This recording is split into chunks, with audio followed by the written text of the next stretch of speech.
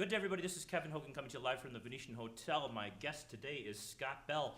We're going to be airing this both on Scott's channel, which is Scott Bell Consultant. And that is on YouTube. It is on YouTube. Scott Bell Consultant, just like it sounds, and of course here on Kevin Hogan channel.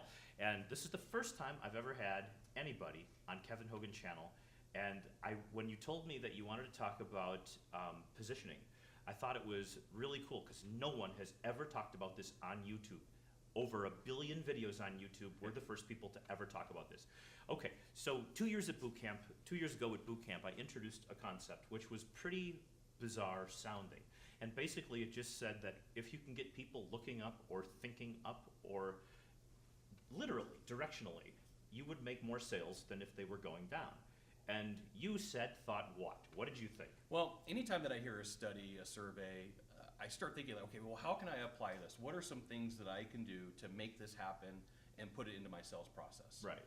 And so the whole study was the direction that somebody's facing or that they're looking.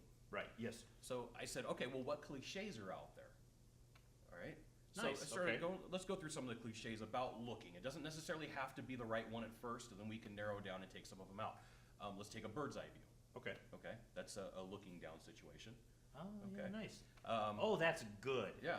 I like that. That's nice. Okay. As we take the escalator through this information and go down, or we go down through the stairs of information, here's what we're looking at. Right. And by the way, guys, the concept here is that when people look down, they're more likely to say no. Or when they're thinking down directional thoughts, they're less likely to comply, they're less likely to talk with us, they're less likely to communicate. So go ahead. So now that we got a few of them the opposite direction, let's go the right way. Mm-hmm. Let's look up to what we need to talk about. I like that. Okay. That's nice.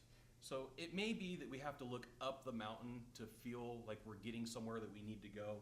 Everything, any cliche or any metaphor that you can use about going up, like from my perspective, I'm kind of a little kid and I'm looking up at the adult. So how do you come to that? Because I think the thing that people ask me the most that watch on YouTube is they'll say, gosh, Kev, but how do I apply that to my business? Can we give a quick idea on how we can take like a really cool concept of looking up or down, and is there a way that they can think about how they can integrate that into how they communicate with their girlfriend, their wife, or with the business that they're in? Sure, the first thing I look for is cliches or metaphors. Cliches or metaphors. That's always the first place. Things are looking up. Things are looking up. Okay. I mean, that's just an easy one right there. Hey, based upon everything we talked about and all of your concerns, things are looking up at this point. Okay. I think we have video 1251 now. Yeah. Okay. The next thing is to ferret out a couple of them that you know that aren't going to work. Right. So come up with at least 10. Okay. Because out of those 10, 3 or 4 of them are going to be good. Right. One of them is going to be really good. Yeah. And it's going to take some thought. It's sometimes people are like, here's some information on demand, and they turn the tap on, and they're like, it takes a couple of minutes. It could take a couple of hours. Yeah. Brainstorming anything is going to, right?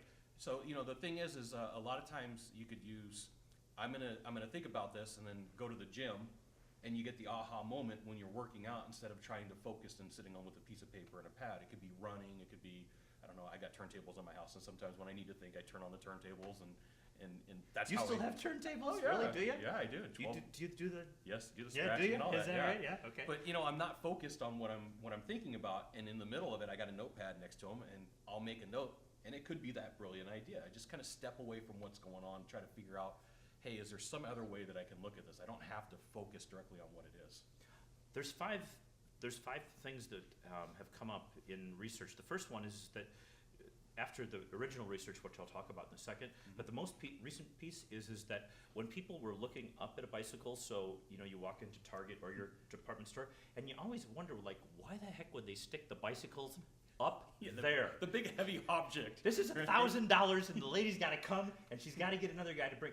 And it never dawned on me because that's where they sell the best, right? And it turns out the research shows that when you have an expensive product, the higher it's positioned in front of the person, ding versus this, the more likely they are to buy it. Which led me to thinking about my sister, what she used to do for Johnson & Johnson. She was a regional VP, and she would do what was called slotting. So she would go to, say, Target, and she would say, we want all of our products off the bottom shelf to above eye level. Well, that costs. And so Johnson & Johnson has to pay money, so that's where all the negotiations were coming. So even though the researchers are just catching up with it, the people who are collecting slotting fees, the stores, Walmart, Target, and all this, they already know that this is where stuff sells and this is where all the clearance stuff is. Now, let's just take this and see how this might work in business. Can you imagine if you were going to show somebody a piece of paper and you're going to say, okay, all we should do is sign here, or should we just, all you got to do is sign here? Literally, we can do that, right? You can hold a piece of paper up higher. Yep. If it's a presentation, right? Uh-huh. You're thinking like, let's get to the sale. There's elements of the presentation that you can hold up as well. Right. Everybody wants to present on a table. Right. Yeah. The original research, let's just nail this for people. So we've got, when people are going up an escalator, don't ever go up an escalator, by the way, the wrong way. Just a share story for 1252. So when you're going up an escalator, people donate, and there's somebody at the top versus at the bottom, they're going down the other way. If people are going up the escalator, when they get to the top of the escalator, they're asked, and by the way, would you like to make a donation to the Children's Foundation today? 16% more likely than average. If the person is riding with you down and they're asked at the bottom, they're 7% less likely to buy or to donate to the organization. Now that, by the way, let's just take over a period of a year. Let's just say that you were going to get $1 million for your nonprofit organization. That would mean this is $160,000 versus losing $70,000. The difference is $250,000 because of where they asked the question. Cool? Yeah. All right. So the second one was those people who went up the escalator and then they're asked to, would you, remember this guy at the shopping mall? Mm-hmm. Sir, can I have you participate in a survey? And you just want to like grab anybody and stick it in front of him, right? Well, it turns out they're never at the bottom going down. They're always, as you come up and head for Bloomingdale's or Nordstrom's over here, right? And check out the number. 67% longer time with the requester. If I spend 67% more time with you, the probability of me buying from you or donating is enormous, right? Okay, time is everything. And then finally, the last one, people were thinking, well, geez, what would happen if what if you don't have an escalator handy? Okay, so we're going over to the Grand Canyon this week. We're gonna drive, right? Okay, but what would happen if we flew over, and how would you feel about that versus the drive? You know, and then all of a sudden you're talking about feelings and thoughts, and when people imagine things that are on the airplane or taking place in the air, they're 60%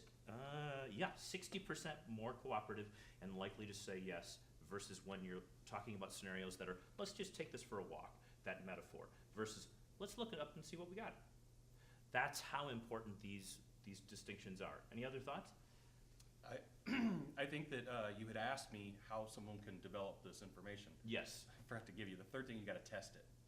You got to be willing to take it out there and try it a couple of times. Because there's going to be mistakes. Yeah. You're going to come up with an idea, think it's genius, right? Mm-hmm. And then all of a sudden nobody buys, and you're like, okay, well I was wrong on this. So you need a top 3. So Yeah. if you've taken 10 ideas, you're going to narrow them down, come up with 3 of them, test 3 of them, and none of them work. Just don't use a study. Right. So we have to be okay with being wrong. Mm-hmm. Oh, terrifying. Guys, Scott Bell, consultant here on YouTube. Thanks a lot, man. Thanks, Kevin. We'll see you guys next time.